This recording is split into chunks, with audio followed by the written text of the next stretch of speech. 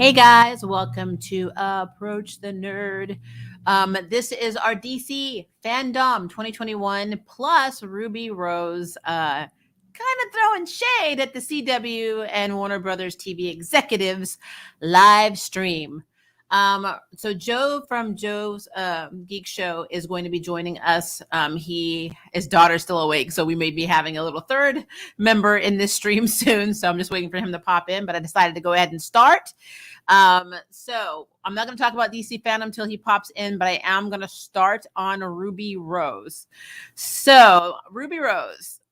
Now, remember at the end of season 1 of Batwoman, she announced that she was not going to be returning and that, it was an amicable split. Both her and the networks agreed that she was just not going to be Batwoman anymore.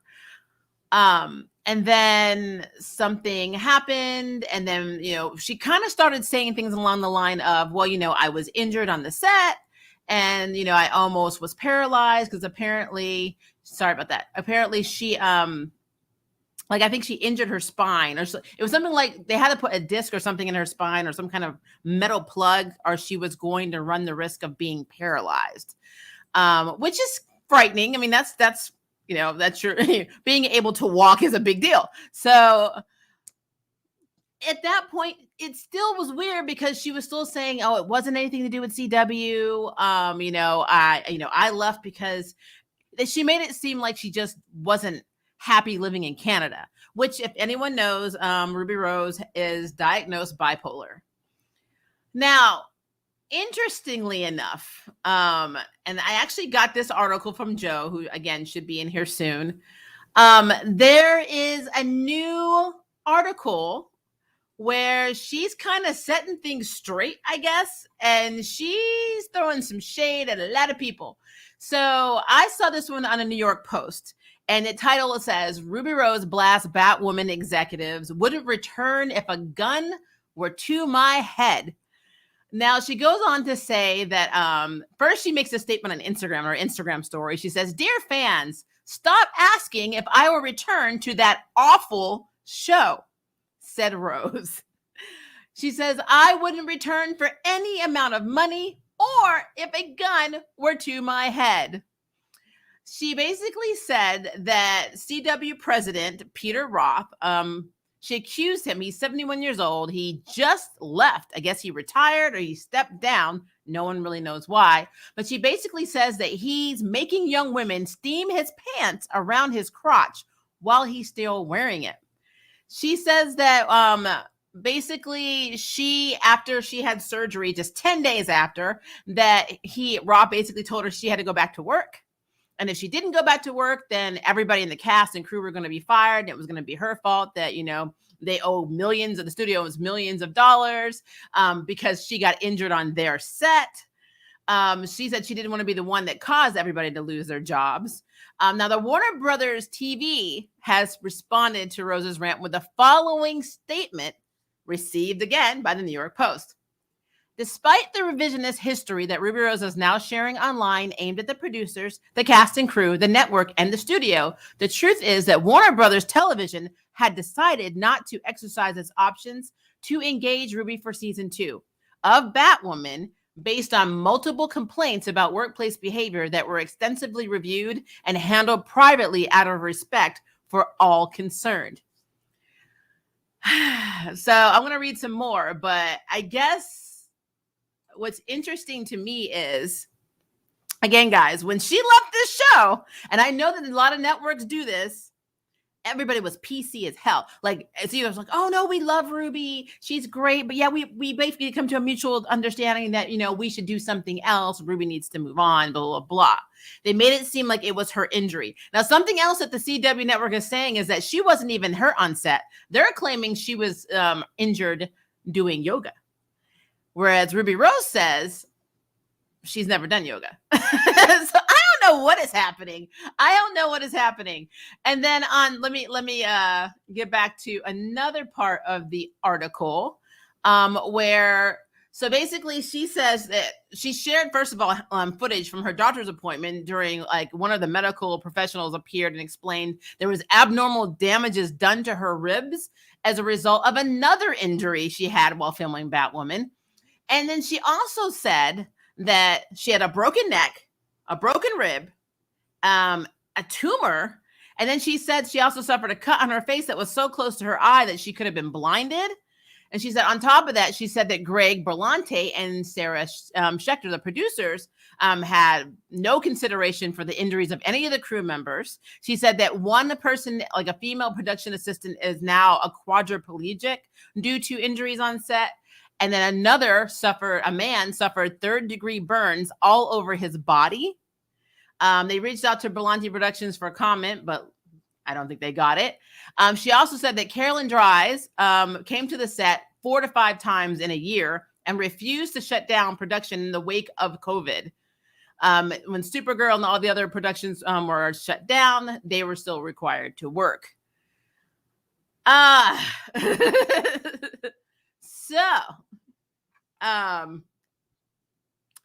Again, disclaimer.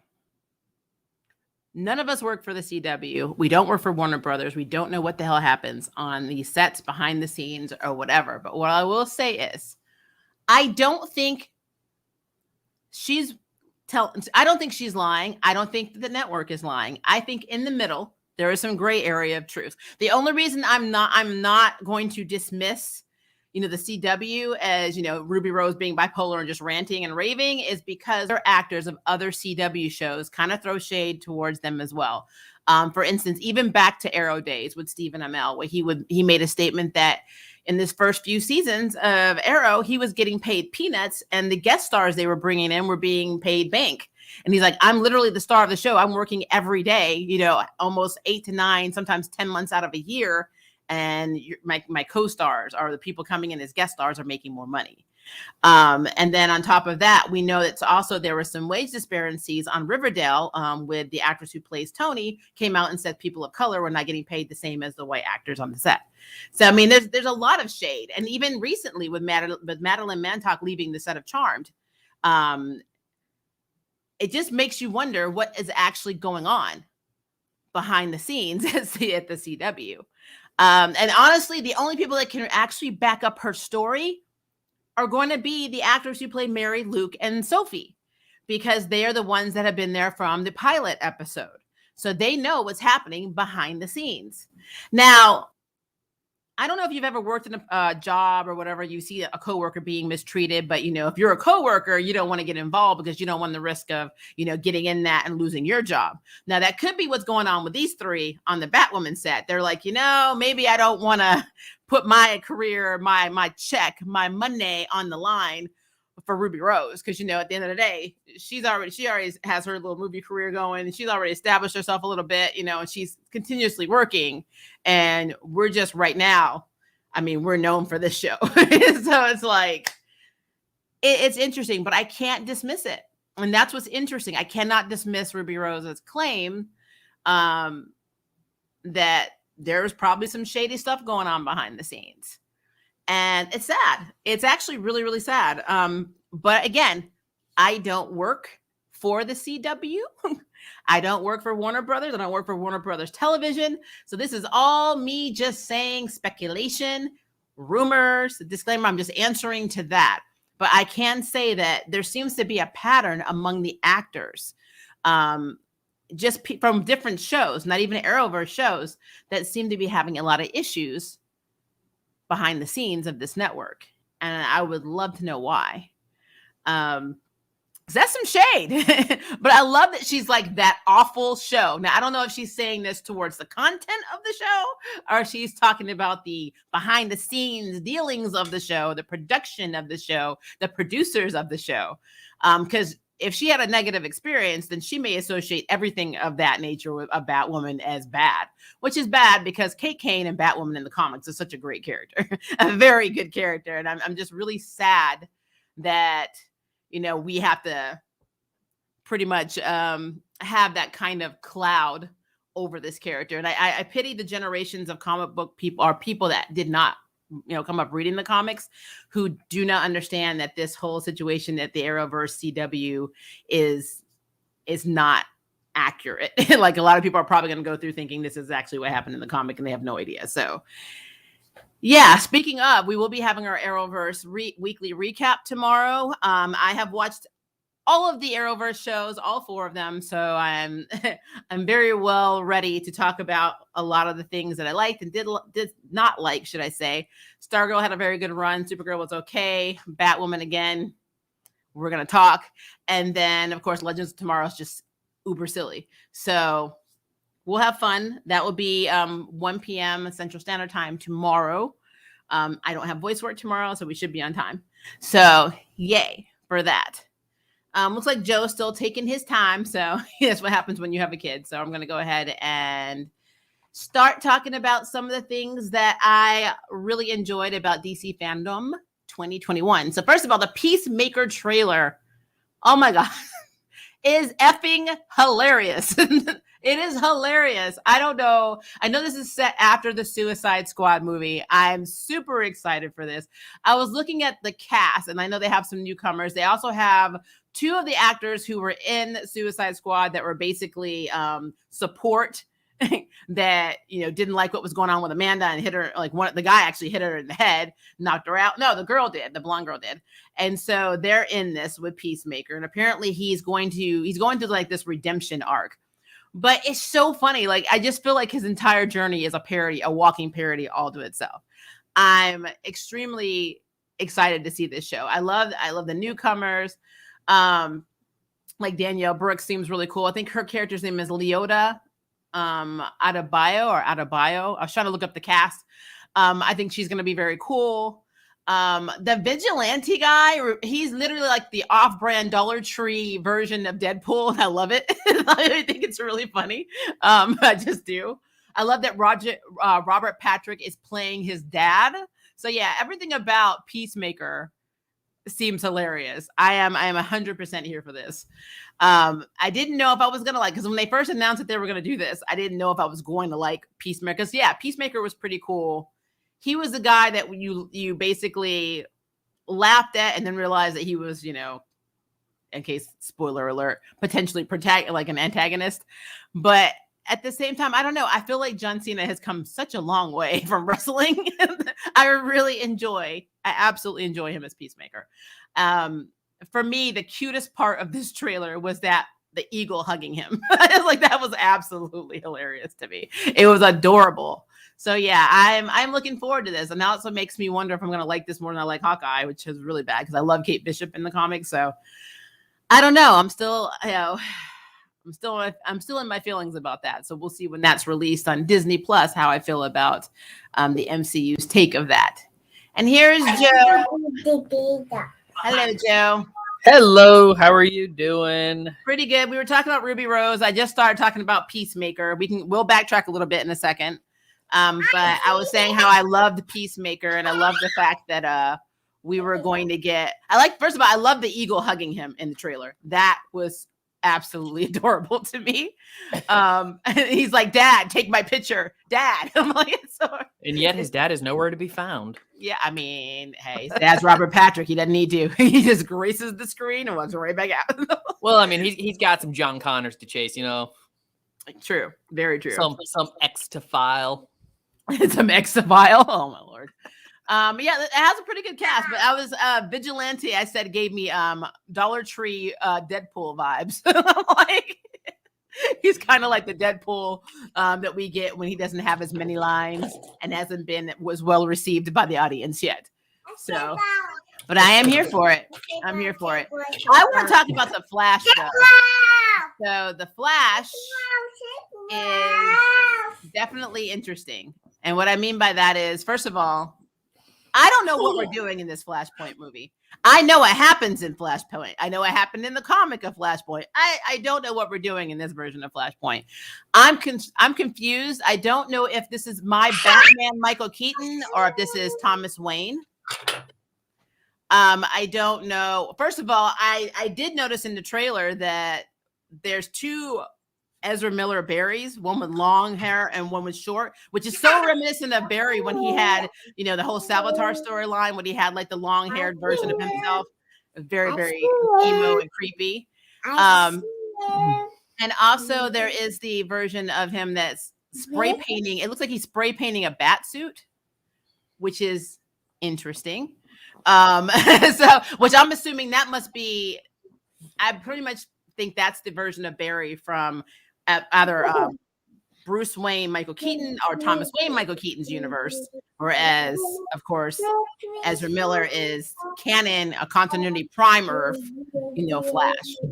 But I don't know. It's interesting. I know that they have Sasha and what is her last name? Sasha. She's playing Supergirl. She's playing Laura Kent.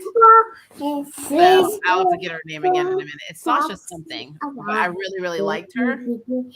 And I kind of feel like they're trying to start their own little mini army, but it doesn't. Nothing they're doing in this registers besides him messing up the timeline and trying to save his mom. Basically screams out to me, No.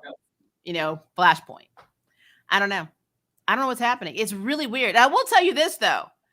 If this movie flops, Ezra Miller has a career as Mike Myers' replacement or Jason or any other like prolific, killers that we know from back in the day. He has the creepiest eyes and facial expressions. They creep me out. He reminds me of a supervillain, and I really think that it's a missed opportunity. They should have made him Godspeed. I really think he would have been better as Godspeed, honestly. Just from the looks on his face, it just creeps me out. So, but yeah, I think I love the shots of Wayne Manor. I thought the Wayne Manor was cool. It's just like it was in the OG movie, so I have no problem with that. I thought, aesthetically, this movie looks really good. But are we going to get the crazy Wonder Woman who kills Mira? Are we going to get the scene where he, Thomas Wayne has to basically recreate the scene for Barry to get his powers back because he loses his powers in Flashpoint. And this one, I don't know if he does. I don't know what's happening. The suit outside of the house when he shows up, is that him going to the past to save his mom? Or is that their version of Flashpoint? Or is Ezra Miller also playing Flashpoint? I mean, I'm very confused on what the hell's happening in this movie and this plot. It's really weird to me. I don't know.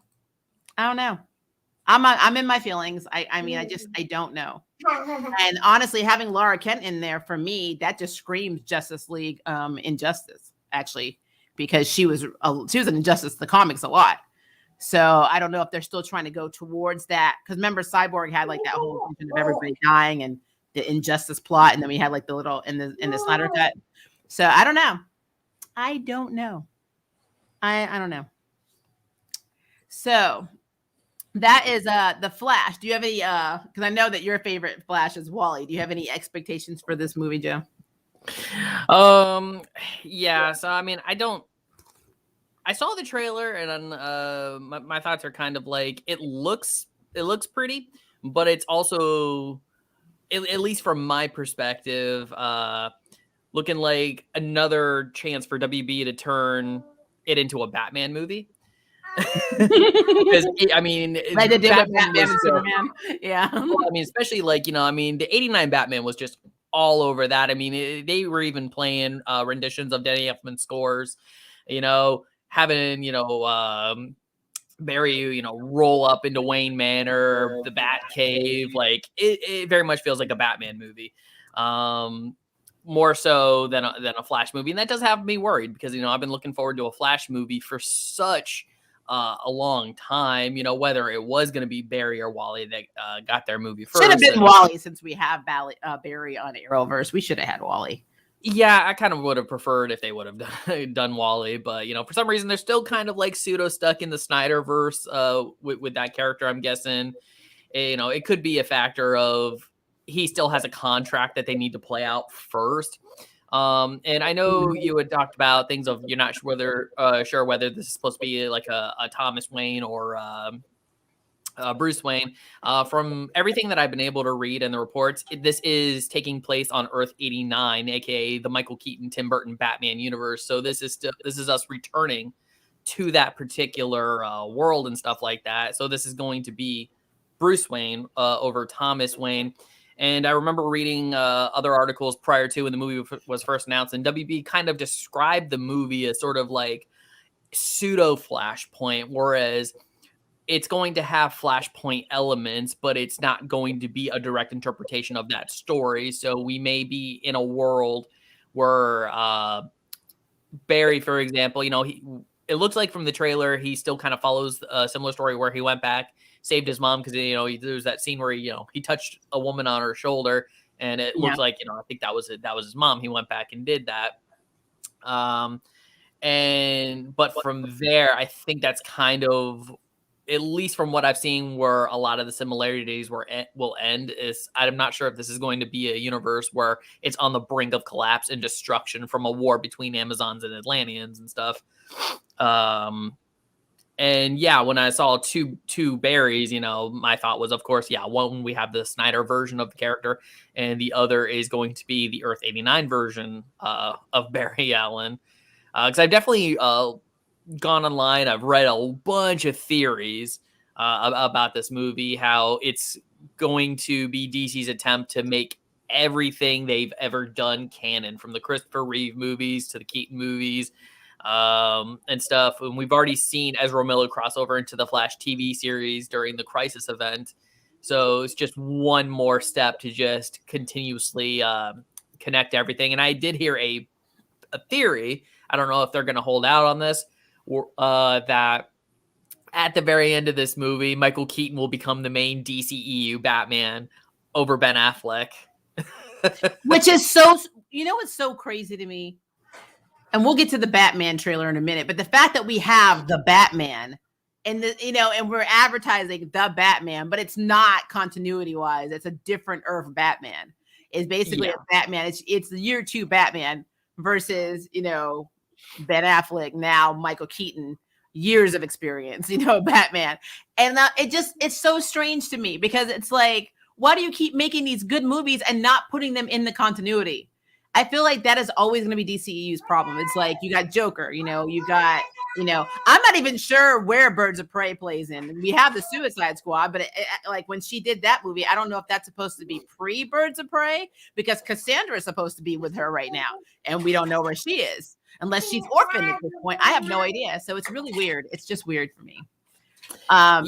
Yeah, I mean, it's always one of those things too, where it's like, I think DC as a whole has also seen that their solo films and then have done generally a lot better than when they've tried to connect them and stuff like that. Because like where Marvel had the benefit of starting off with their solo films and then leading up to their team movies. We had Man of Steel first, but then from that point, they were just trying to mash everything together. And, DC WB, I think, we're hoping to find that Avengers level success, that Marvel success, a little earlier than Marvel did. But because they rushed everything and stuff like that, it was definitely one of those scenarios where it's like we didn't really get too much of a handle on who all of these characters are and stuff like that. Prior to seeing them team up in the Justice League movie. And even then it was very interesting, after we got, BVS, Justice League, even Suicide Squad and stuff like that. And that the big first $1 billion box office movie was a solo film. It was Aquaman for the DCEU. And I'm not sure, if and when they're going to try another, not so much a question of if, but when they're going to try another Justice League movie, like a 2. Well, basically, I guess the bigger question is who would be in it. That's the bigger question. Because and that's part of some of the speculation with this Flash movie is they're going to use this movie kind of solve some of those problems, kind of get other interpretations of the characters out that they don't want to use or aren't going to use anymore because the actors don't want to come back or anything like that, because we already know Ben Affleck is done. It probably takes a substantial payday to get him back. And when it comes to like Henry Cavill Superman, it's just very interesting. After all these years, we've never really gotten that Superman or Man of Steel 2, I guess you could say. I mean, we don't even know if Henry Cavill is coming back. We do know that he's definitely interested in playing the role again. He said it's actually them. They don't even Amy Adams, who plays Lois, has no idea what her future is in the MCU. And the fact that they're not being transparent is really weird. Huh? DCEU? DCEU, sorry. DCEU, yeah. Because they interviewed her at, like, I guess she was doing a press junket for one of her latest movies, and she was like, I have no idea. And they haven't talked to us about it. I'm like, that's crazy. So like our DCU is moving across, are basically moving forward with all of these plans, and they're not even telling the people that are involved in the actual universe if they're still a part of it. That is so weird to me. I don't know. I find that completely crazy. Yeah, it's definitely WB execs probably just playing everything by ear, seeing what does and does not work out in the future. Probably waiting to see what the reception of the Flash movie is going to be versus the Batman. Yeah, well, the Batman's trailer looks bad. We'll talk badass. We're going to talk about that in a second. But let's talk about Aquaman and the Lost Kingdom. Now, the reason that I said we should have had the whole Wonder Woman going crazy and basically decapitating Mira. I mean, we already think Amber Heard should go. I mean, that's a great way of getting rid of Mira. It's just Wonder Woman. Oh yeah. Well, I mean, there's so many hashtags. I mean, Gal Gadot killing Amber Heard. That character. No, think about a crazy Gal Gadot Wonder Woman killing Amber Heard's Mira. That actress. Freaking amazing. I would love it. But we know they're not going to do that. So, but Aquaman, we just got some like behind the scenes stuff. We didn't get a lot. Like, of course. They did not. I noticed they did not show Amber Heard except for a tiny millisecond because I guess they didn't want to tick people off. But yeah, she's in it. We saw her. Oh yeah, she's not going anywhere. Let's be perfectly clear about that. I mean, she could knock over a bank and she'd be in Aquaman 3.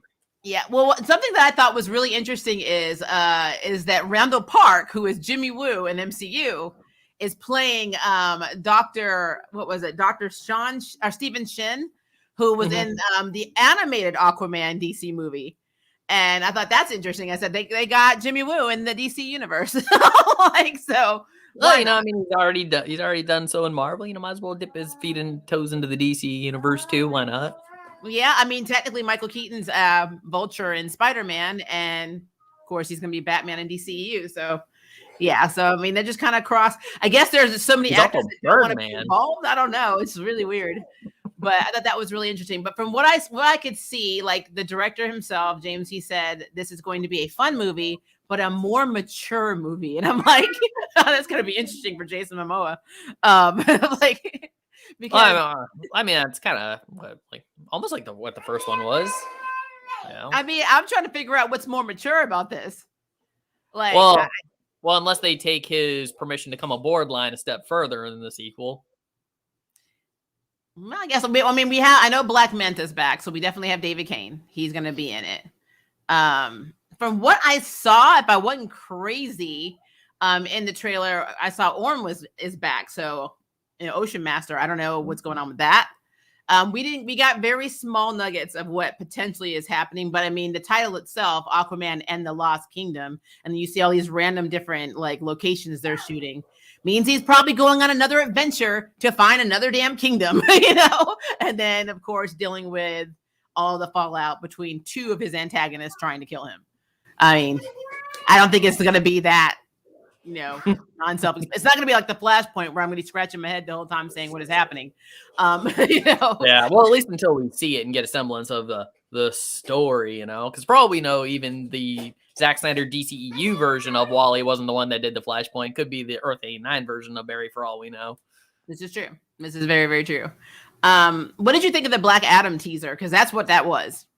That was a teaser. Yeah, the Black Adam teaser I thought was it was interesting. I was actually looking more forward to a trailer, to be honest, especially at this point in the game, because we know Black Adam he got cast a long time ago. No, to be fair though, he got cast and then they got get into this role. But I think COVID hit them hard. They got hit pretty hard. Probably was shooting locations. Yeah, that's definitely true too. And then, but as far as the teaser itself goes, I mean, it was interesting. I mean, the production value looks pretty good. And I did like the reveal sort of as he kind of as they touch the crown and he comes down in the lightning and then just starts annihilating everybody, which is kind of cool. And very, where he electrocutes the dude in Raiden style fashion, a la Mortal Kombat. That was pretty dope. But, of course, we still didn't get enough to really see how he's going to be within the role. And, of course, there's bunch of other stuff we haven't seen, other than a small interview with some of the other actors in the movie, like Pierce Brosnan as Dr. Fate and Hawkman. Adam Smasher's in the movie. Every time I think of Adam with the Smasher, I think Cyclone, about Stargirl and Isis, inappropriateness. so a bunch of characters going into this movie. Yeah. So I'm hoping it's good. It was a decent little snippet, I would say. It's almost like they were showing off their CG budget. They're like, this is what we can do. Yeah, That's what I think that was. Definitely more of a to show off it's like, hey, this is going to be a good production. This is, we're putting money into it. We promise. But I mean, of course, you got Dwayne "The Rock" Johnson in a role.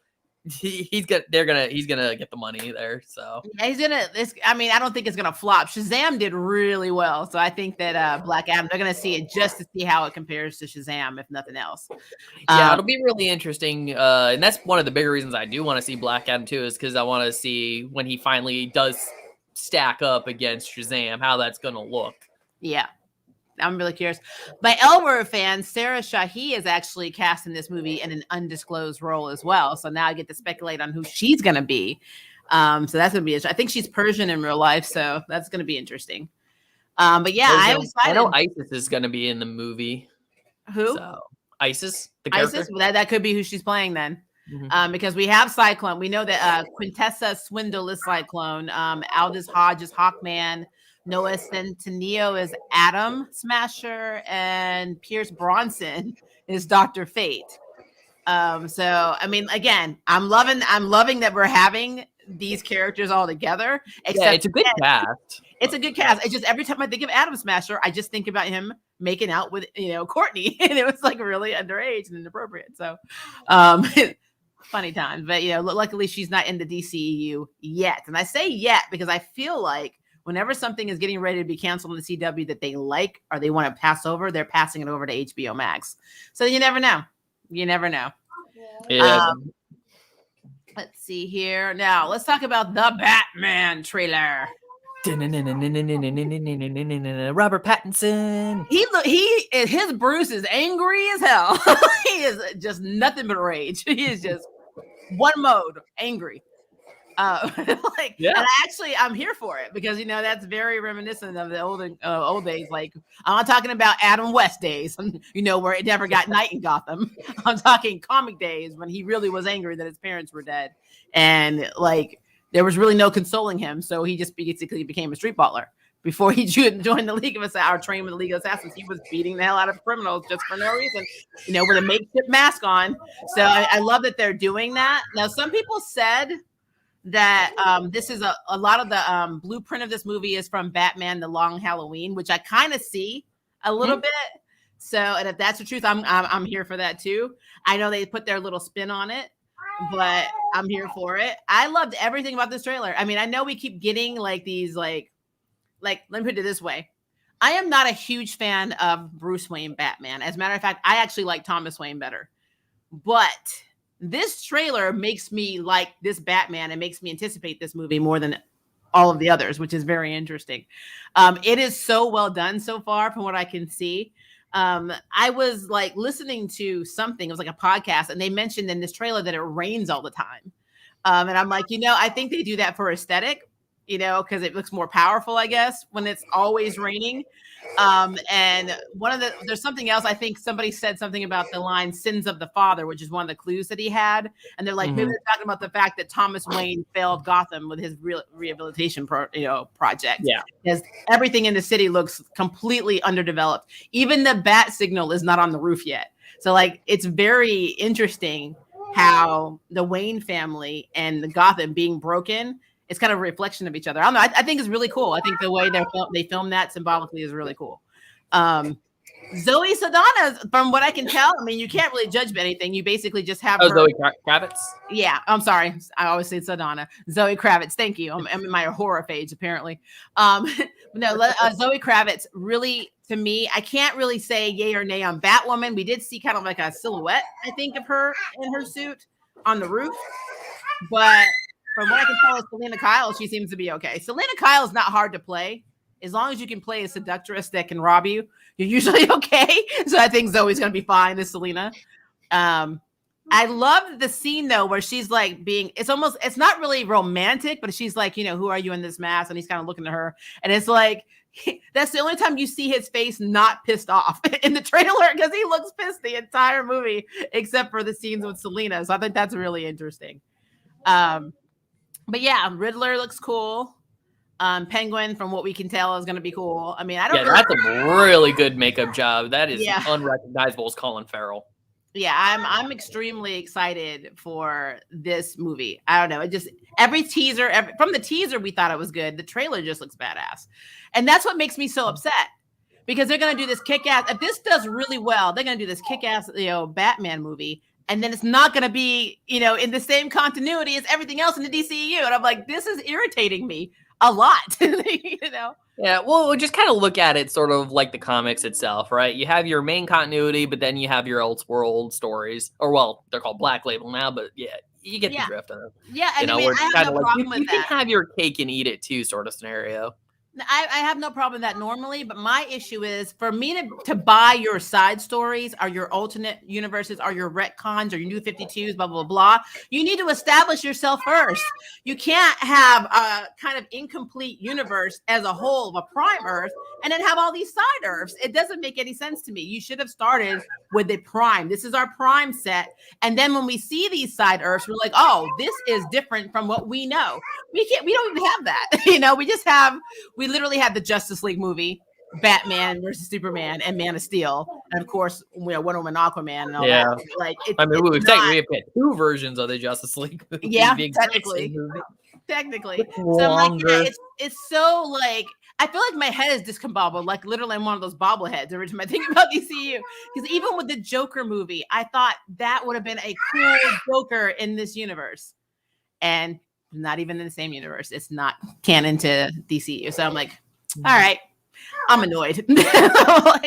But hey, at the end of the day, though, the Batman's going to be a good movie. I don't think that's going to. There's almost no doubt. And I'd say even from the beginning, before I saw any test footage, like after looking at the cast, the director, like everyone involved is just extremely talented and stuff like that. Matt Reeves, I mean, his Planet of the Apes movies made Planet of the Apes badass again.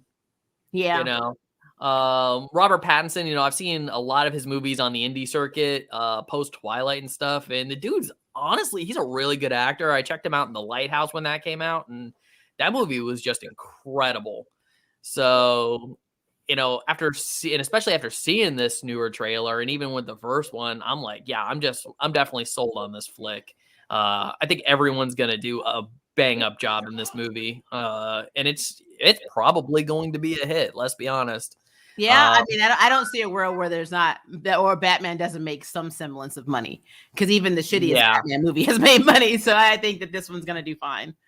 But on top of that, it's just if it does so well, it's like, wow, what if you took that Robert Pattinson and you introduced him to the Joker from the Joker movie? How would that play out? I mean, that to me would be like, Yeah, but at the same time, that version of the Joker, that movie took place in the mid to late 80s, and he was already like almost in his like mid to late 30s, early 40s ish. Yeah. But by the time he encountered that version of Batman, he'd be sold and decrepit. Well, and maybe not. I mean, I'm still rolling over Stargirl because I feel like Pat doesn't age. I mean, Pat looked the same, 20, 30 years ago he does today. So, I mean, I can't go by that. The Arrowverse has screwed me up. He's got the timeline. He just steps into the Lazarus pool every once in a while. I guess so. Because, I mean, I don't understand it at all. So, it's just, every time I see that, I'm going to talk about that tomorrow in my Arrowverse weekly recap. The ages it just does something to my brain. I feel like everybody but Pat ages. Because everyone else ages, it's just not Pat. All right, milestone news. If you are Milestone Media or comics fans, I already talked about this before. They are doing a live action animation movie, which on the poster we see Icon, and of course we see Rocket. I'm hoping we get more of the Blood Syndicate, because that would be really cool. I like Aquamaria, obviously, and I like Dog and Demon Fox. So all of these characters I think would be really cool to see in a live action setting.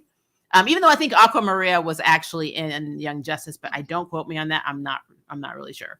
That is possible. I kind of remember something along those lines, but I'm old, don't quote me. But I would love to see that. They also talked about the fact that there's a live action script for the Static movie, which I'm pretty much thought was happening anyway, because Michael B. Jordan, supposedly his company's making this movie. So I am 1,000,000,000% looking forward to that, because who does not like Static Shock? Of course, we're going to get more Icon and Rocket content as well. So it looks like they're going to be getting, I don't know if it's another animation or more comics, but I'm here for either one of them. So yeah, this looks like 2022 is going to be very good for Milestone from what they're saying.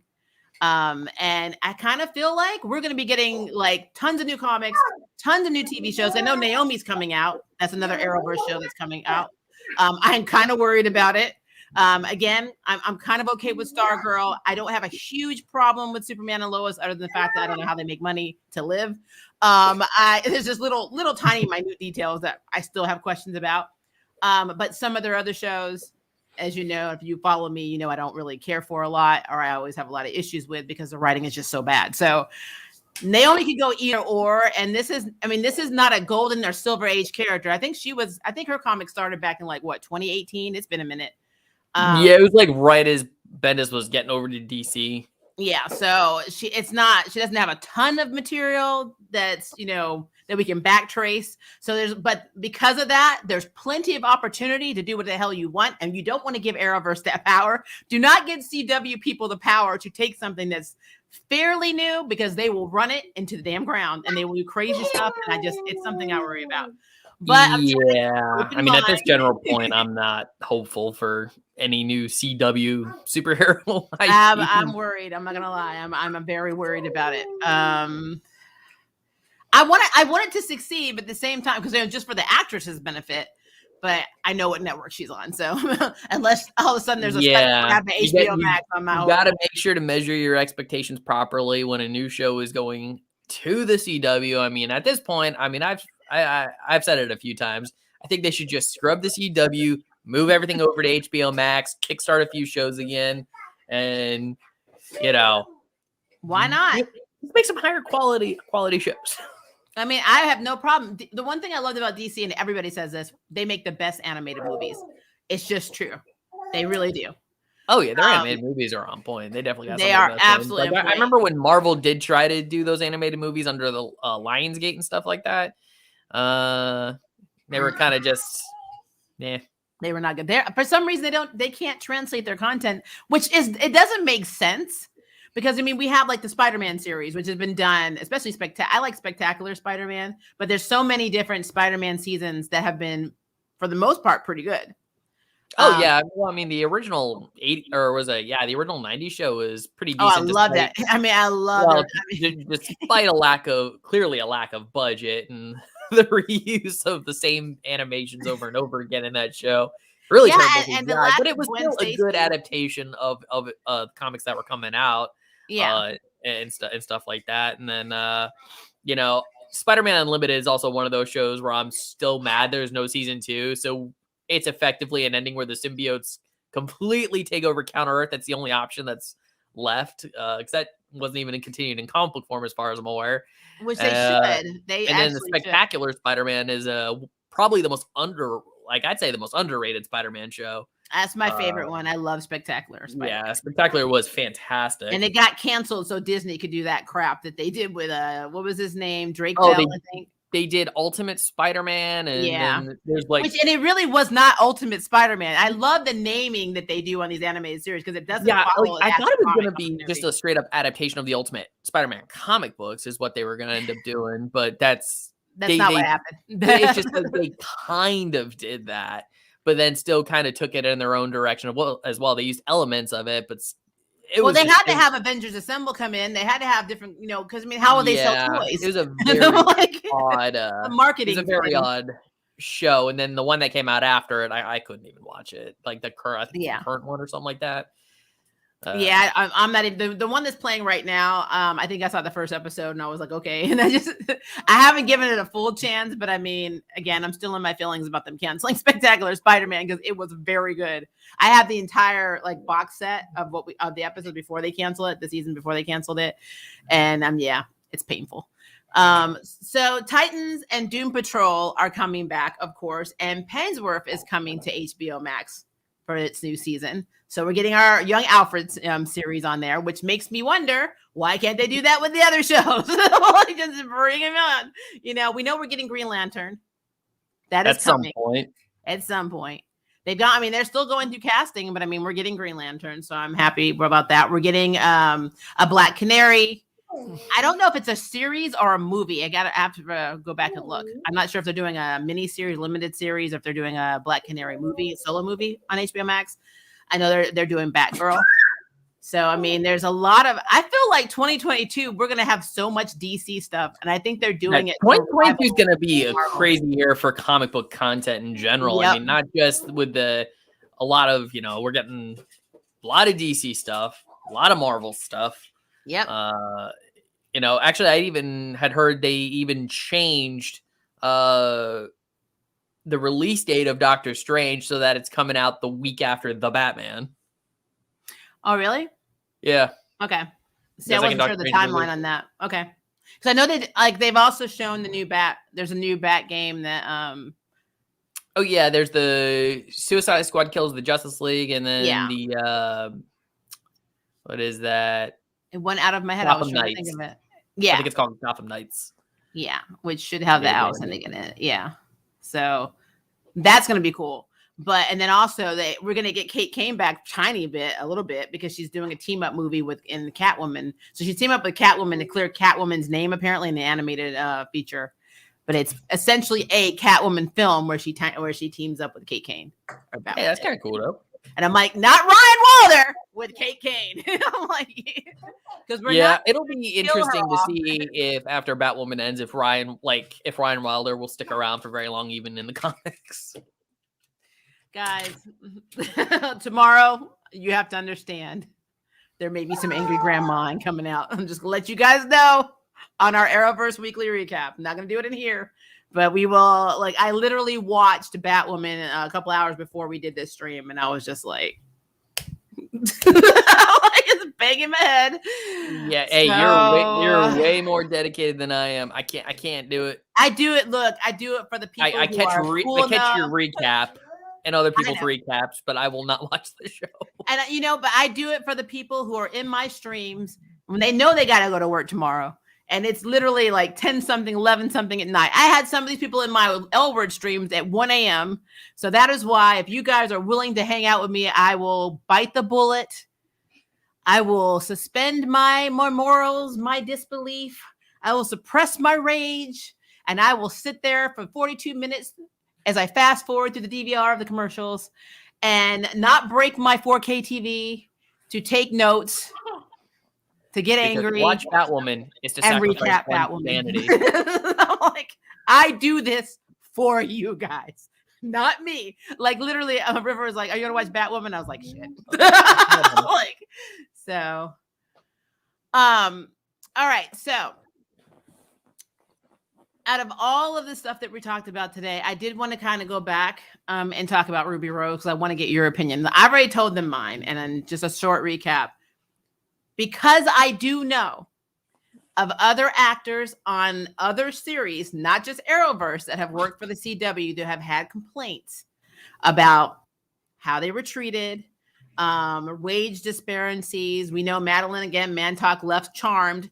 They're trying to play it off like it was just something that she needed to do, like soul searching. But no, from her posts on Instagram and Twitter, she was not happy with the writing. She wasn't happy with the showrunners. She wasn't happy with a lot of stuff going on behind the scenes, and she left.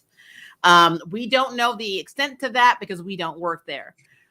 Same with that girl from Riverdale who plays, she basically plays Tony in the show, and she was talking about how she was not paid a fair wage in comparison to her non-POC, counterparts in the show. And the CW actually admitted it. They actually came out and said, "Hey, we want to work towards making this a better experience for you."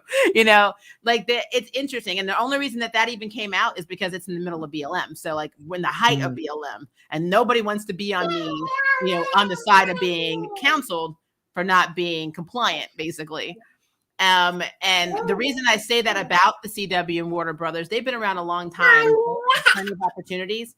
to do whatever they were going to do, are trying to say they're doing now. Like when you say dare to defy, but you don't do anything, it's like, then you're hypocritical. So like, what are you defying? I mean, Mother Nature, I'm confused. So, you know, I can't be the hero for the CW, but at the same time, we weren't on the Batwoman set. And the only people, as far as I'm concerned, that know what's happening on the Batwoman set is the actress that plays Sophie, the actress who plays Mary, and the actor who plays Luke, and the actress who plays Alice. These 4 people who were there from the pilot episode. And really the actor who played Jacob. When the Jacob left, that could have been something he wanted to do too. You know, he's English. He's probably like, you know what? I'm tired of this crap. I'm out. Or he's British. He's probably like, I'm out of here.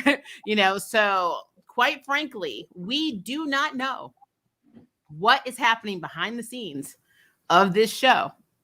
And if you are a working actor and this is your only source of income and, you know, you need your check, they may not back RubyRose up. Now, interestingly, and this is no way, again, I'm saying this disclaimer, there's no way evidence. But what I have noticed, when actors have beef with each other, they unfollow each other on Instagram and Twitter. It's like the most juvenile thing I've ever seen. But like, it's like, I know it happened with Danielle Panabaker and Candace Patton. They unfollowed each other on Instagram. They don't hang out. You never see them hanging out in social circles. They don't have a relationship. So we are on the Flash set. There are lots of rumors of what's happening on the Flash set. The fans have split, and we have the Snowberries and, you know, the West Allens, but we have no idea what's actually going on with these 2 women. But from that right there, it seems like they don't really care for each other. So same with Madeline Mantock. When she left Charmed, she seemed to only keep Harry's actor and Maggie, Sarah Jeffries' actress, on her social media. I was going to look at RubyRose to see if she's following any of her previous Batwoman actors.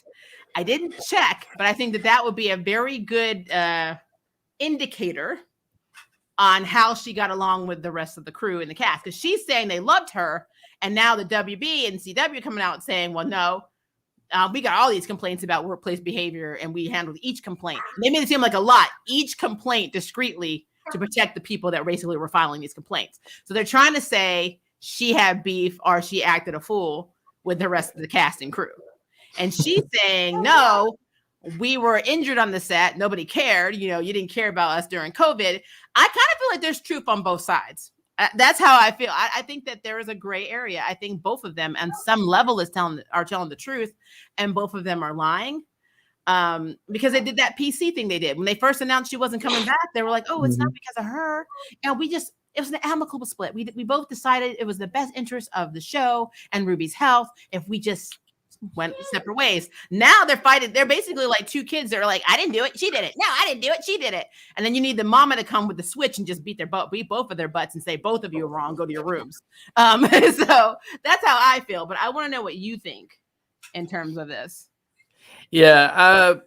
So I mean, it's very hard to gauge, because, you know, I mean, you pretty much already said this is really just a game of he said, she said, because, you know, there's no recordings or anything like that. None of the other actors have come out and said anything in a similar manner or anything like that.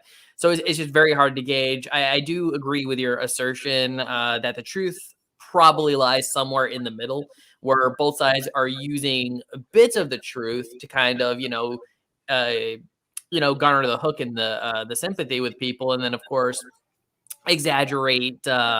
most likely exaggerate other parts of it to kind of be like, I'm the victim here. It's all them, because I could maybe see, because actors beef on set, we know they do from time to time.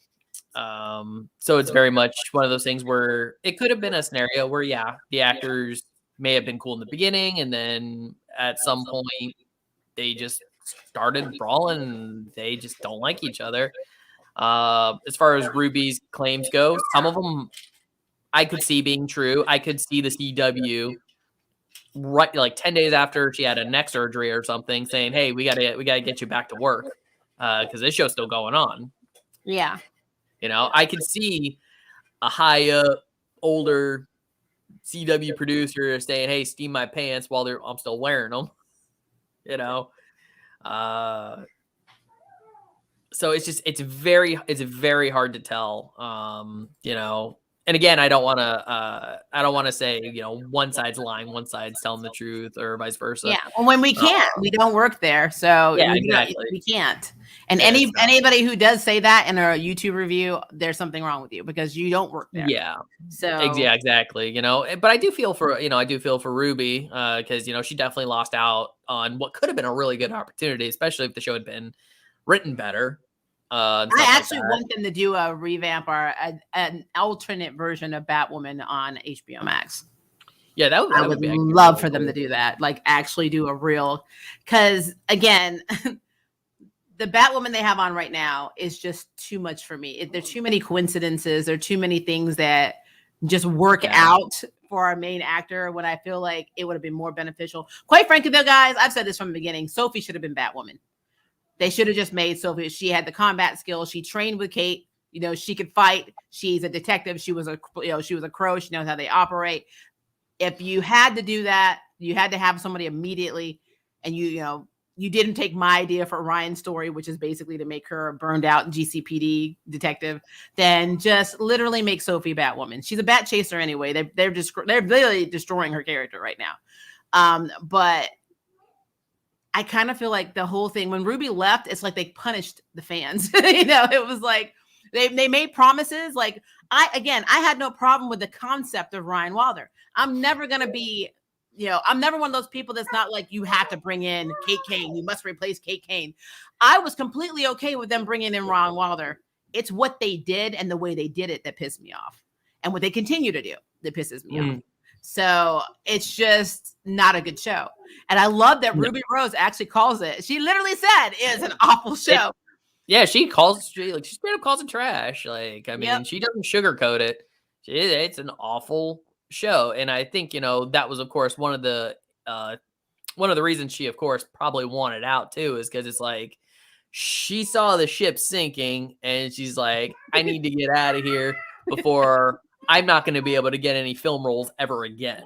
Yeah, she should have been like, maybe I should watch some Arrowverse shows before I take this on. I'm like, but now, like that whole thing is, to me, it's just crazy. It's very, very crazy. Okay, so I'm going to go through some of your comments. I'm scrolling up, guys, because I know you guys have been talking, and we've been talking. Serenity, how are you? Hello. Sounds like a typical PC response from a business. It's literally every business. We have learned as a nation through the news circuit that our government prefers us to go to work, whether COVID is there or not, because we don't need to mess up the economy. So if you have a government or a system in place in your country that prefers you to risk your life to make them money, then yeah, of course the networks are going to do that. Absolutely. Oh yeah. There were so many businesses during the initial outbreak that were like, we're staying open. I mean, heck, I remember there was that big thing with GameStop where they were looking for any excuse to stay open. Like, we're selling water. We're essential. That's funny. I love how your daughter's screaming help right now. There are 3 sides to every story: his side, her side, and the truth. Preach it, woman. That is very true. She didn't say anything till the boss man left. So something happened with him, and with him gone, she was like, spill the tea time. I think that happens a lot, though. Like, look at the whole stuff with Harvey. I mean, a lot of people waited 20, 30 years to come out about all the stuff he was doing because he was still very influential and they were scared they weren't going to work again. So I'm telling you, that paycheck, we see it in our day-to-day life. If you work in an office building, you already know they will watch an employee get bullied all day. As long as it stays on that side of the room and not in them and doesn't affect their livelihood, they won't back you up. They will not say anything. I mean, that's just how it is. It's sad. It's really sad. RubyRose dropped quite the bombshell. Yes, she did. Clearly, there is shadiness going on behind the scenes. I'm 100% sure. We still don't know what happened on Black Lightning. Yeah, I mean, it's Hollywood, you know, whether they're filming in Vancouver or not. It's TV, movies. Hollywood's a shady place. Oh, yeah, absolutely. And they can't back her up because they're not trying to lose their jobs. Yep. And someone who was harassed at work and no one stood up for me in court. then people ain't talking. Hell, I went through that I had a corporate job. I actually brought 2 of my friends in, and there was somebody who was literally taking credit for some of the work we were doing. So when I went to HR about it, they all of a sudden got scared and didn't back me up. They didn't deny it, but they didn't go with me. They were supposed to go to the meeting, and they stayed at their desks. And hence I don't speak to these friends. And one of them I've known for a very long time. So I don't play that. But it happens. And at the same time, on a logical level of somebody, because I'm a very empathetic person, I understand if this is your livelihood, you're terrified that you're going to lose your job and how you're going to pay your rent. But at the same time, when your work is being stolen, and the industry that we were in, that's actually very dangerous, because we worked in the medical, basically medical kind of programming field, where we handled a lot of ICD codes and a lot of like really sensitive HIPAA information. Somebody could actually put your name on something and HIPAA could be flagged for HIPAA, and then you get fired. Or HIPAA is a lot different than most things in this country. You don't just lose your job. You actually owe a fine. You could be fined personally for a HIPAA violation. So yeah, it was a big deal. It was a really big deal. And it was a thing. Are you sneezing? Bless you. I'm so sorry. I've not been saying that. Bless you. Kazoon tight.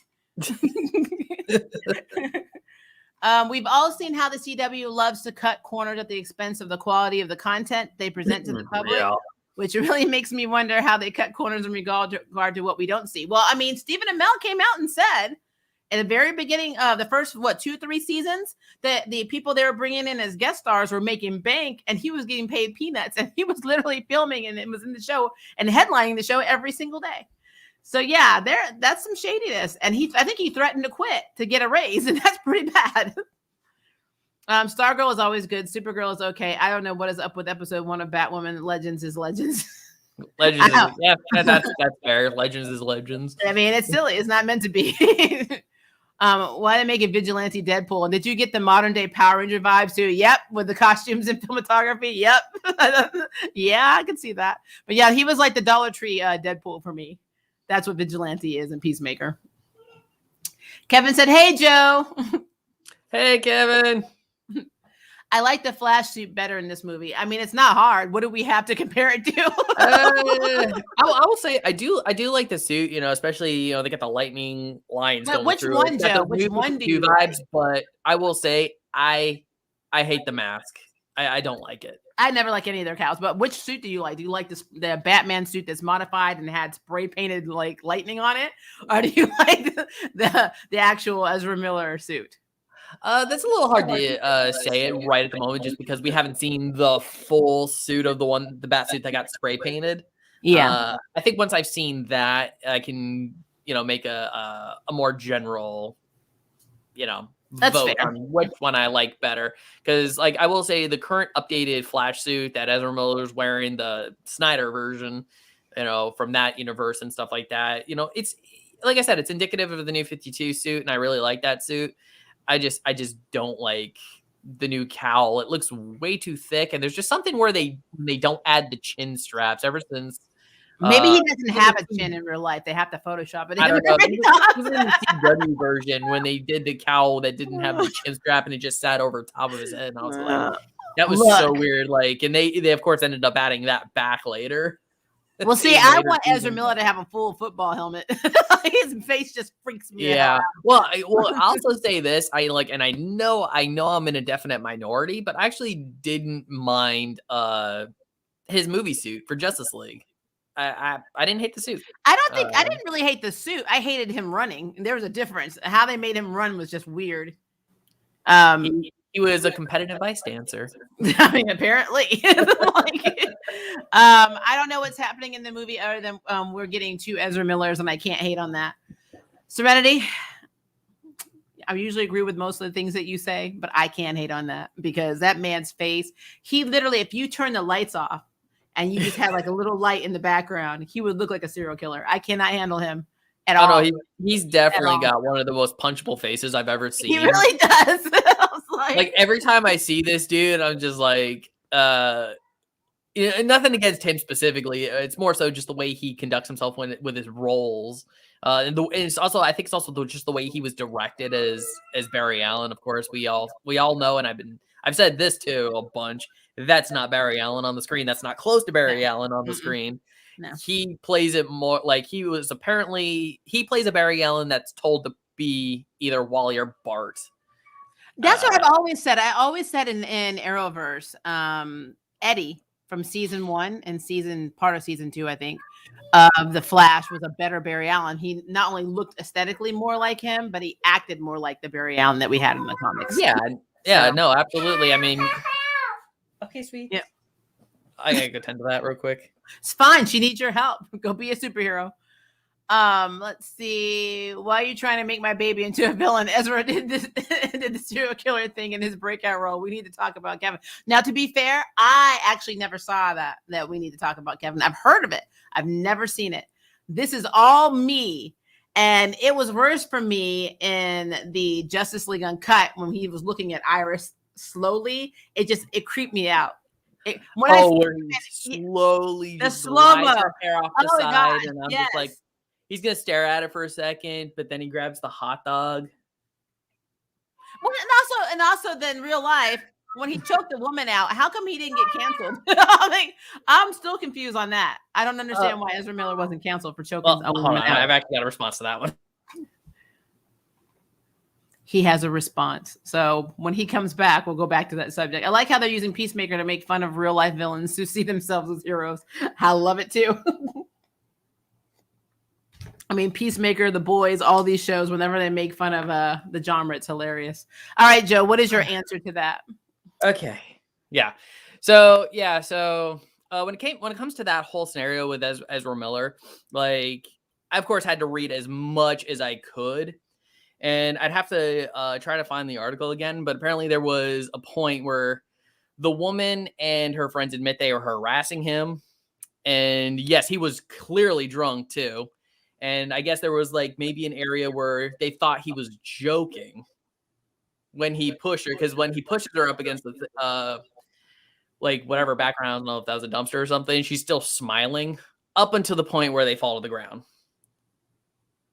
I don't know. I still think, though, because you are a celebrity, you have a platform, you can't. Oh, yeah. No, he definitely did a lot. So he took that. Sure. And I mean, people have been canceled for less. So I don't know. That is also true. But it seems like there was maybe an area of misunderstanding during that whole scenario that maybe prevented him, from getting canceled. Okay. Well, we'll see what happens, because like I said, he just alone he creeps me out. He gives me Mike Myers vibes. Yeah. The only thing is, though, he's not tall enough to play Mike Myers. Michael Myers. Well, for how we know, a lot of people probably aren't tall enough to play most of the characters they play. That's movie magic. I really hope they bring Grant Gustin in. It would be sad if they didn't. It would be interesting at the beginning of this movie if him and Victor are doing a test run. Like, are we even getting the quantum treadmill? I don't even know. I don't even know if we're going to get that. Oh, I have no clue. Though that would be an interesting way to start the movie, though. Yeah, the sequence that play up into Crisis. Yeah, him figuring it out because of Arrowverse that, hey, I could go to different Earths, And it's like, I'm gonna go back and get my mama. That'd be horrible. Yeah, well, I probably know that was the event that made him realize, hey, I can probably do this. Yep. Well, we'll see what happens at the beginning of this movie. Hi, Nicholas. How are you? Latino, how are you? I want to see Sarah Lance White Canary become a member of the Doom Patrol, both in the comics and the show. That would be effing hilarious. That would be hilarious. She's a hybrid now, too, an alien hybrid. That would be kind of cool.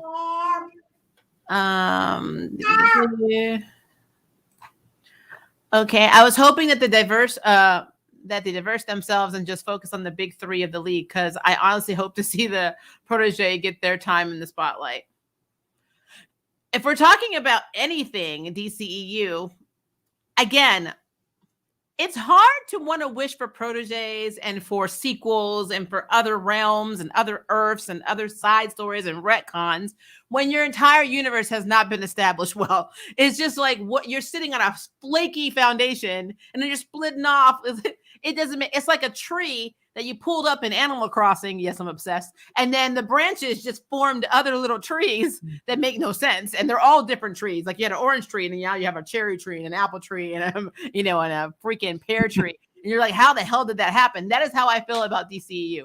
It is so weird to me. I mean, it's weird to have the same character. There's definitely a lot of decisions. There are definitely a lot of odd decisions from the jump. Like even back in BVS, when we find out that the Robin that died was Dick Grayson. Yeah. And so there was never another Robin after that, clearly. Yeah. Just make sense. Some odd choices. It doesn't make sense. Well, I mean, I will say spoiler alert. So if you guys have not seen Batwoman, plug your ears right now. So they name drop Aquaman in the episode. And it's a little side character just says, oh, we already have an Aquaman and he's ripped. So now I'm like, okay, so then do we have another version of the Justice League? What the hell is happening? I'm like, I don't understand the time continuity of this universe. It doesn't make any sense. Prime Earth Arrowverse makes no effing sense to me on any line. You cannot tell me we have all of these classic Batman villains. Now you're telling me we have Aquaman and he's ripped. I don't think you're talking about Jason Momoa, but you could be talking about Smallville. But then if you're talking about Smallville, then that kind of negates Superman and Lois's Smallville. So now I'm just all over the place at this point. I'm like, what?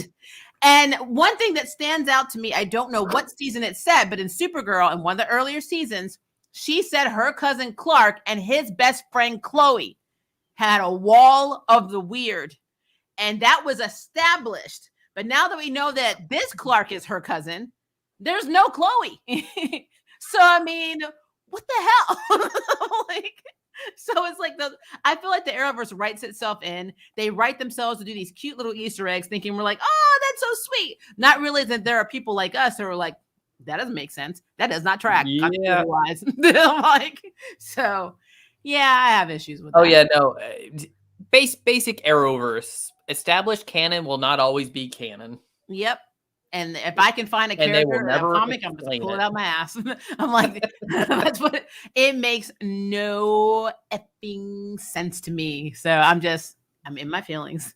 You guys are gonna get an interesting Batwoman review tomorrow. So again, you may not want to be in that stream. Those are always fun. I will be setting that stream up. It'll be 1 p.m. Central Standard Time tomorrow, and you guys, it's gonna be interesting. Don't forget crazy Flashpoint Wonder Woman killing Shazam. Oh, that's right. And the entire family and finally beheading Aquaman. True. Very true. Very, very true. Yeah, I doubt we'll get all that within. We'll get none of that, which is so funny because they have the characters they could do that with. Like they have Aquaman established, they have Wonder Woman, they have Mira, they have Shazam. They could do it, but they're not gonna do it. Oh, they're definitely not going to do it, which is kind of sad because, that means we'll probably never get a straight up Flashpoint. I know. The animated one they did was really, I like it. It was really God. That is an amazing movie. Flashpoint Wonder Woman was a great villain. Every villain was a great villain. I really want to have the Thomas Wayne and his wife, the Joker's story, just done as a side story, done in like a mini series. I would love it because to me, it is the best reason why Batman will not kill the Joker because he can't kill his wife. I absolutely love that. I would love for that to be played out more, but but everyone else is fair game. That's what's awesome. And he has no problem killing. I love the Black Adam teaser. Yeah, from what we got, I mean, the CG looks amazing. It was a really good teaser. Yeah, like I said, I really feel like because we don't know where the movie is actually being shot because they do multiple locations, and what could have happened is wherever they were filming it may have had a country lockdown on COVID because I know a lot of shooting locations overseas locked everything down, so people couldn't come in, not even filming crews. So more than likely, that's what happened with Black Adam. But again, I am very, very excited because I feel like The Rock is really excited. He's pumped for it.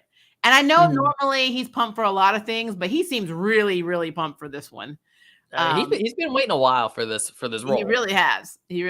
So I think that he's putting 180 into this one. So I have no doubt. Like I said, I love what they did with Shazam. I'm really excited for Shazam's sequel, even though, again, that was a behind the scenes thing. We did get to see in the Shazam trailer interesting additions to the cast. So I am excited on that.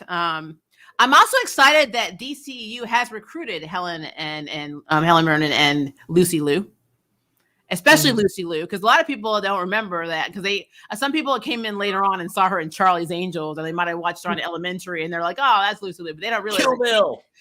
When she started her career, she used to, even prior to Kill Bill, she was doing a lot of movies over in China, and so she's pretty established over there. She's not as famous as Michelle Yeoh, but she's up there. And so that's one thing I loved about her. She's very diverse, and she's a very good fighter. And I think that she's very cool. So I'm really excited to see how she is. But yeah, let's see. And remember that Superman was raised under red sunlight. Yep. In an underground facility. He was very, very pale and very sickly looking. You're absolutely right. I effing love Flashpoint. I thought Flashpoint was one of the better series that they did.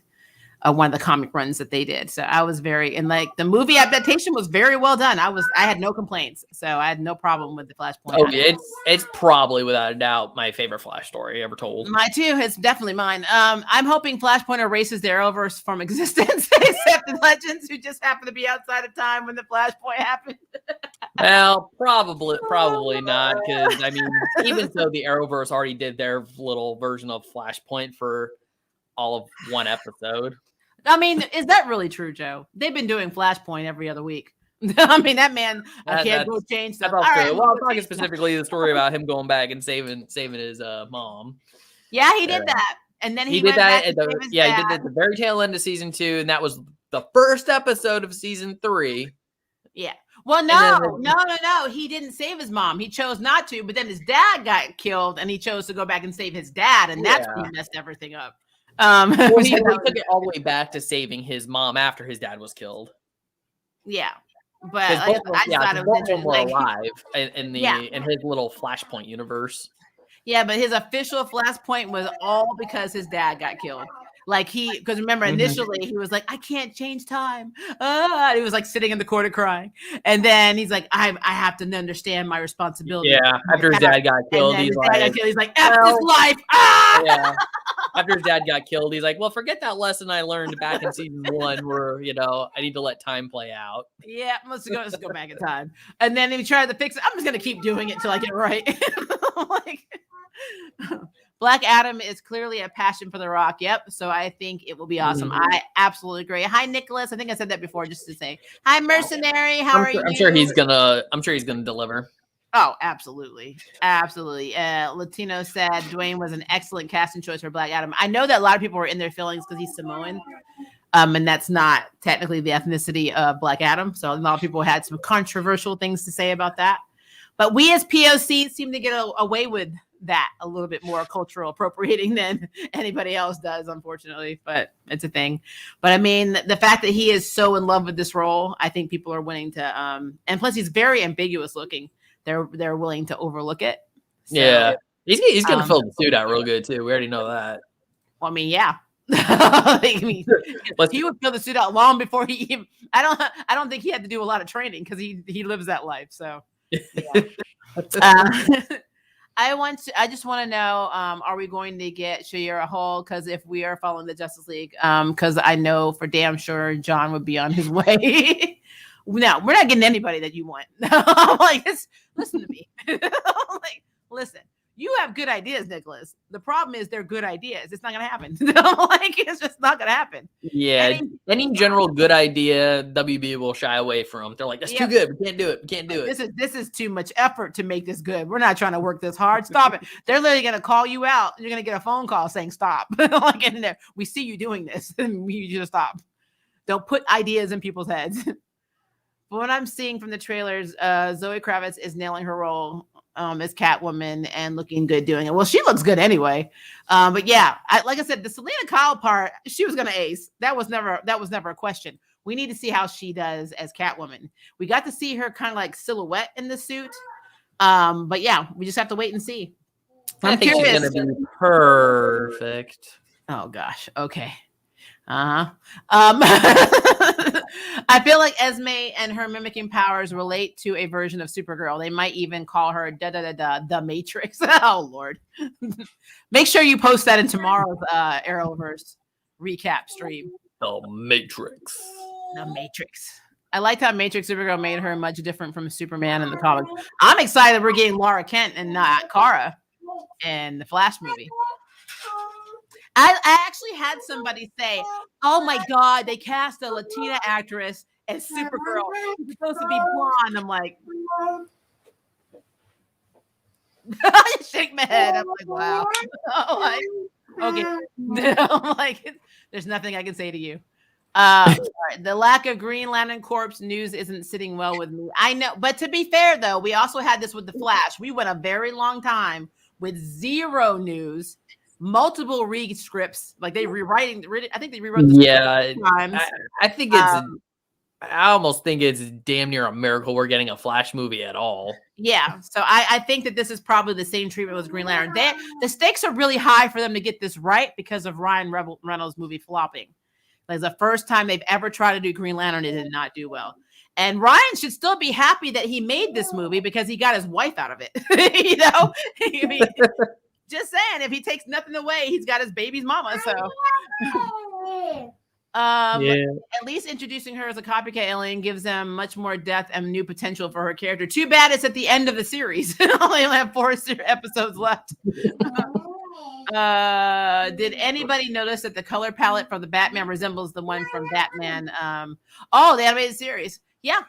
I mean, it's not hard though. If you think about Gotham, Gotham has lots of blacks and grays and really lots of rain. It rains a lot apparently in Gotham. It doesn't rain in Arrowverse Gotham hardly at all, but it definitely rains in the comic book version and the movies, because I know it rained a lot in Tim Burton's one. Not all the time, but there was a lot of times where it rained in Tim Burton's version. I really feel like as somebody who majored in film, it does bring an extra element of depth to your movie when you have that stormy, cloudy. It's so foreboding, and then when people are like stabbed or beaten in rain, it's just it's a really cool visual effect to see how powerful those scenes are. So I think that's probably what they were going for. But don't quote on me. I don't know. I haven't read anything, so I could be pulling that out of my butt. Just saying. Just saying. All right. I want to have as much fun as Olivia's having in the background right now. Oh, she's having a great time. Let's see. Sorry, it scrolled down. I'm trying to make sure. Okay, I'm gonna go back and forth because I think I'm missing some. Maria, why couldn't they give Ryan Wilder a legit, honest to God, decent backstory and not become Kate Kane in a different font? Lord, could we have given a backstory where the Crows are GCPT through planted information in various on her person, and she's another victim of corrupt police force. And once she released back in society, she goes into this hard persona and solve various crimes as Batwoman and more holds no bar vigilante of Gotham. What I would accept, and I said this already, I need to do a video. I'm telling you, Ryan Wilder as a GCPD detective who is burned out by corruption within Gotham and the GCPD, quits, becomes a private eye. That gives her an instant connection to Renee Montoya, because Renee Montoya still works for technically worked for GCPD. She would have connection to Alice because maybe she had a partner and Alice killed her partner, and that was her vendetta.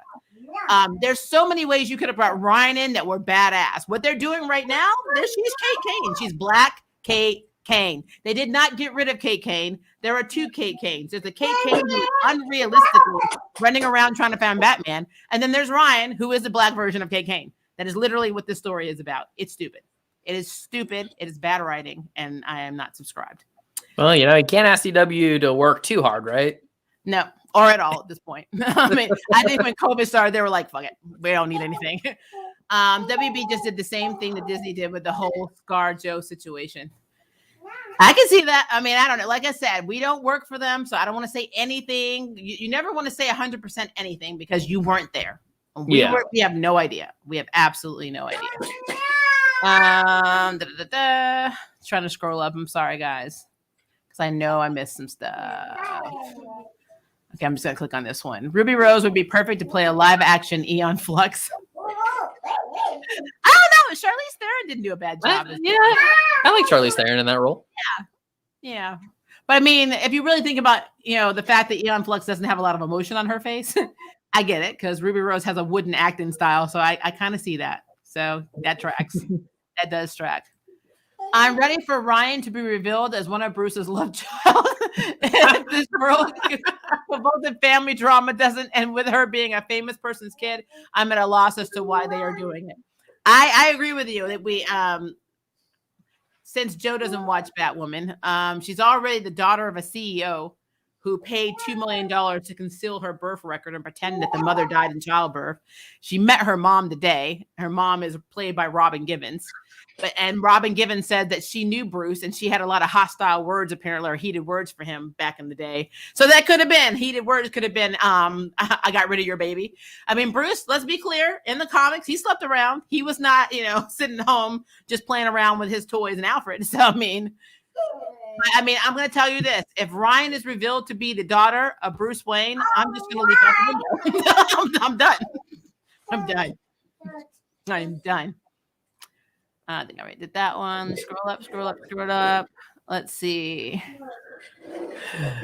Okay, I think I read that. I know it's frightening. Yeah. It's frightening. Sorry, guys.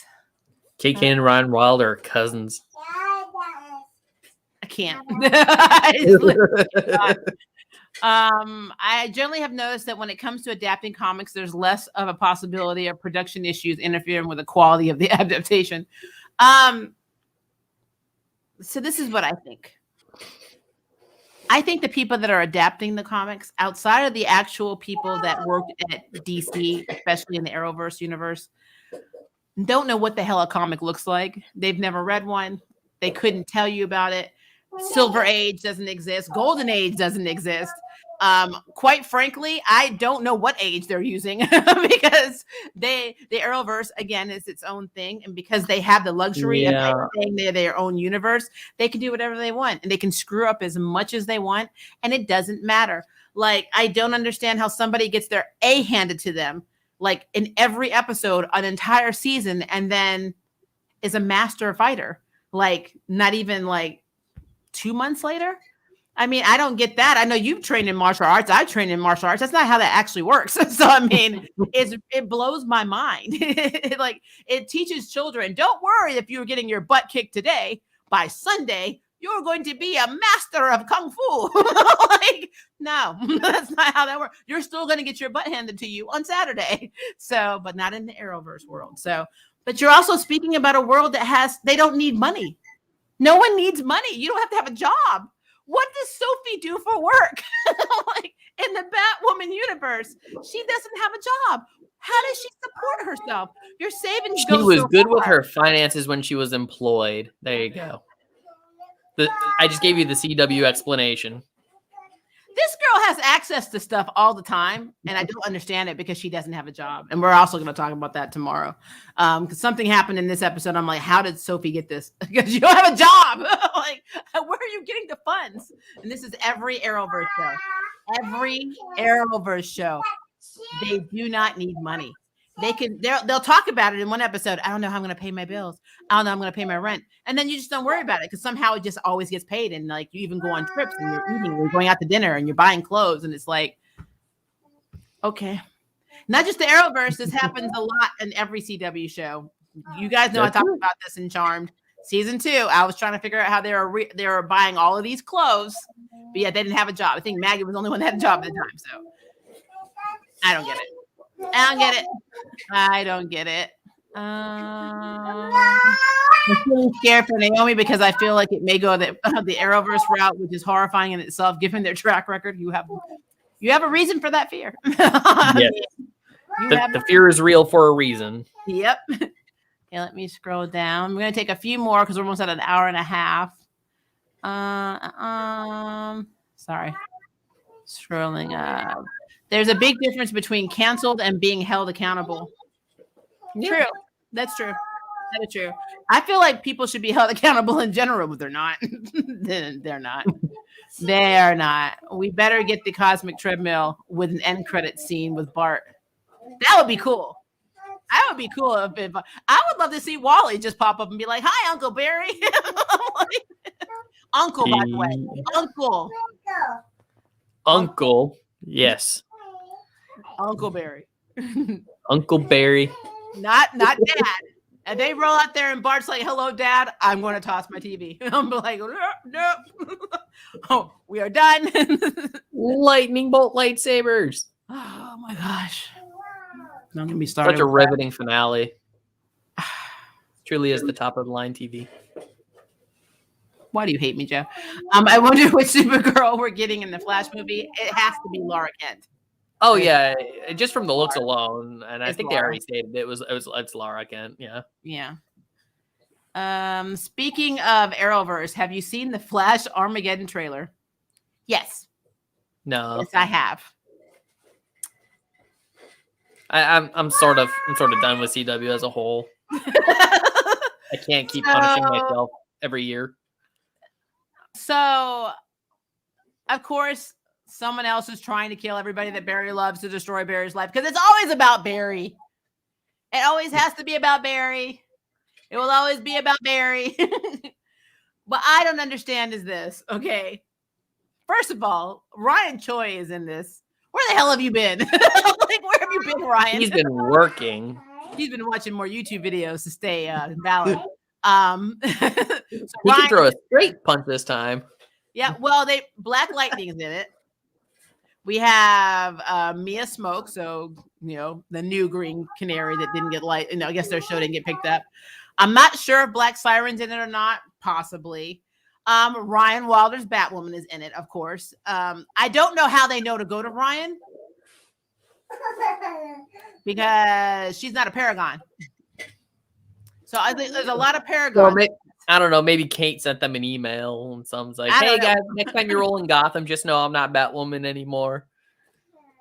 Go to this lady." Okay, I'm gonna get back to that point. So Ray is in it from Legends of Tomorrow. So we have Ray back. But I guess if we're going by that logic, Kate's just traveling around looking for Bruce. Why don't they call Kate? They have her cell phone number. I mean, she sent a freaking graduation present to Mary. Why don't they call Kate? Yeah.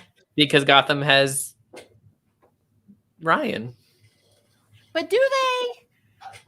They have Kate. I mean, they don't have Ryan. Right. The only difference between Ryan Wilder and Kate Kane is the name. I said it. I stick by it. I ain't scared. Alex is in the crossover. True, Alex is always in the crossover. So one rule of thumb that has always served me well in life that is always probably the CW's fault. Is that what you did? You're like, I just broke my arm. My car broke down. I'm stranded in the middle of nowhere. But you know what? There's probably a lot of truth to that methodology. I could be the CW. I'm still angry about not getting a Painkiller show. I am too. I am very upset about that. I really enjoyed the episode we got where it focused on their world. I thought it was really well planned and really well thought out. And they were stupid, absolutely stupid to turn that show down. I don't understand it. Yeah, as a whole, CW backdoor pilots have not been doing well. You got Painkiller, Green Arrow, and the Canaries. It didn't happen. Yep, I mean for Green Arrow, Ryan Choi coming into whatever show. And I know this sounds really bad because I don't mind Catherine. Is it Catherine McPhee? Because I liked her as Clary in Shadowhunters. I thought she was really good in that. I don't have a problem with her per se. I just thought Mia Smoke was one of the most annoying characters. I just want to put her over my knee as a parent and just beat her little ass all the time. She was just an angry kid. I get partly why, but she just had this big attitude, and it just really bothered me. So I wasn't a Mia Smoke fan. So it didn't bother me that their show didn't get picked up, to be honest with you. I didn't care. I would have loved to have had a spinoff Diggle Green Lantern show. That would have been cool. And they can't tell me they can't do that because we have a freaking Gotham show and we have 2 effing Batmans in HBO Max. So why can't we have 2 different versions of Green Lantern? I mean, you got a Flash with Ezra Miller and a Flash with Grant Gustin. So that's a BS, kind of excuse for not having Diggle flying around with a lantern ring. And like, it's probably the budget that's keeping them from doing that, most likely. Well, he's supposed to be in this crossover. I don't know what is. Because right now the only thing he's been doing is going around giving motivational speeches to people, and he'll just suit up again as the Spartan. Ugh. We don't need the Spartan. We have Guardian. I don't know. He'll shoot his gun at force fields. Nope. And nope. I will smack the CW with a Nerf gun.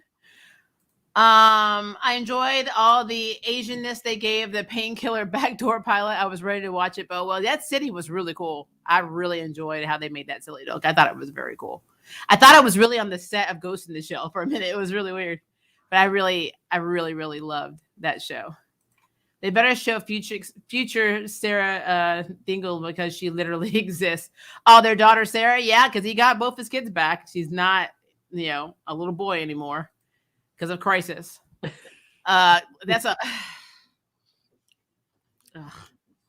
Every time I think about this, my head starts to hurt. It's so much. It's just so much.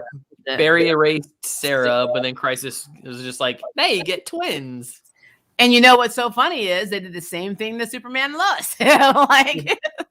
One kid. Man, you got two. Congratulations. You know why they all got twins? Because Barry and Iris couldn't have their twins. Oh yeah, the Tornado Twins, who are probably never ever going to be characters on the show. No, instead we got XS, who is not even the real XS, because of course that was actually Dawn's daughter, and then we got their grandson as their son. Because why not? Why not retcon their children?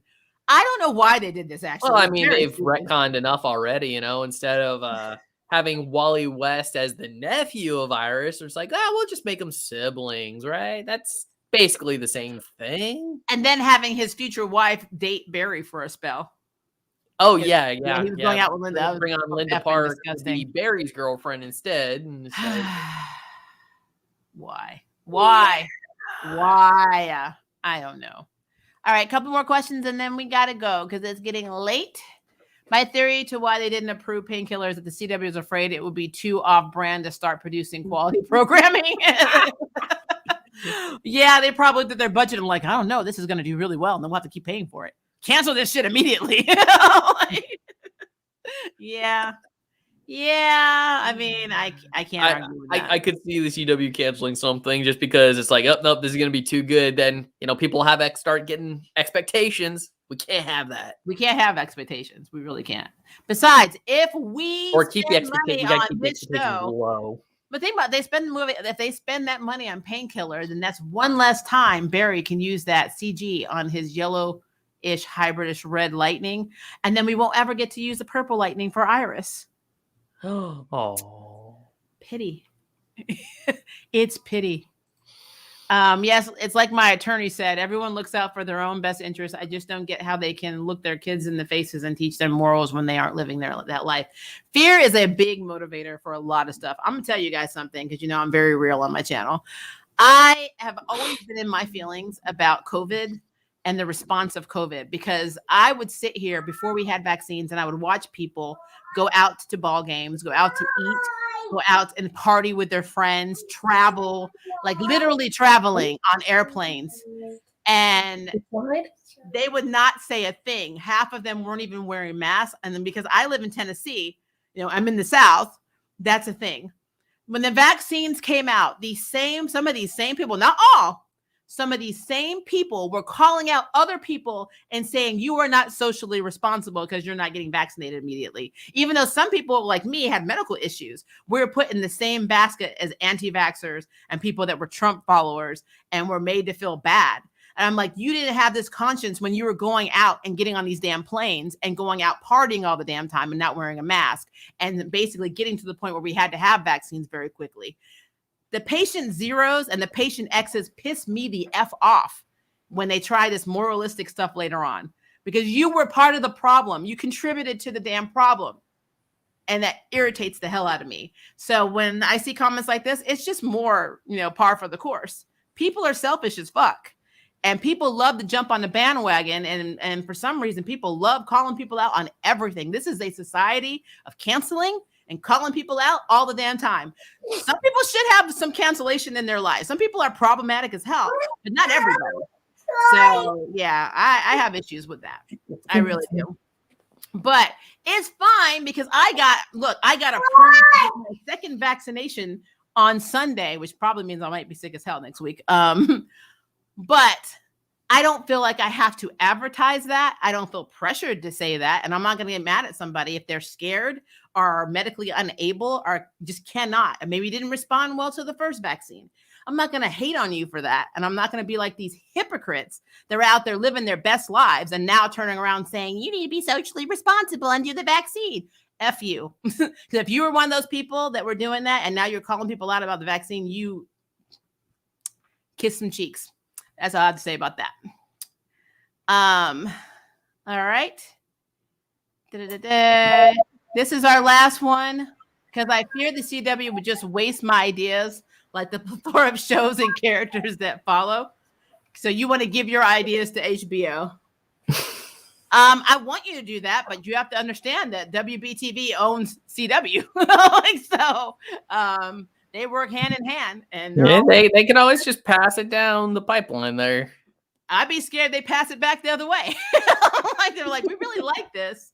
Why don't you talk to the Arrowverse? They might be able to produce it for cheaper. I'm like, no, like no, that's not what we're trying to do. That would suck. That would suck. That would really suck. So no, I understand, Nicholas, that you have those ideas. We have those ideas too, but we understand this is not going to happen. Money is the motivator here.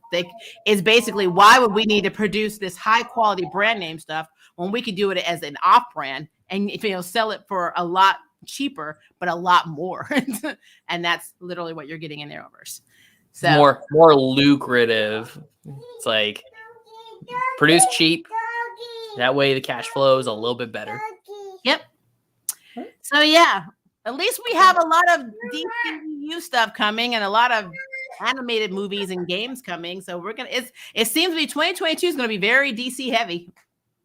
And I'm not hating on it. So I think that would be very cool. But yeah, I think that is literally all I got. I think my brain is now empty, at least till tomorrow, because I have lots to say about the Arrowverse universe this week. There are lots of things to talk about in terms of Arrowverse across the board: Stargirl, Supergirl, Legends, and of course, my favorite show, Batwoman. So 1 p.m. Central Standard Time on tomorrow. Thank you, Joe, for being on here. I know you've been distracted a little bit tonight. Yeah. If you can, please like and subscribe. His channel is linked below. It's Joe's Geek Show. He does comic reviews. Sometimes he does movie reviews. Very, very good channel. He also does the funniest shorts I've ever seen. They're insane. So definitely check it out. Like, subscribe, do all the love, because we like love here. And again, be on the lookout tomorrow, 1 p.m. Central Standard Time. I will set the stream up as soon as I get off of here for our Arrowverse weekly recap, because Angry Grandma may make an appearance. It won't be too spicy, but I'm going to be brutally honest. So, I'll probably lose subscribers. All right, guys. We love you. If it is day for you, have a very good day. If it's night for you, have a very good night. Good night. Night, Nicholas. Bye, guys.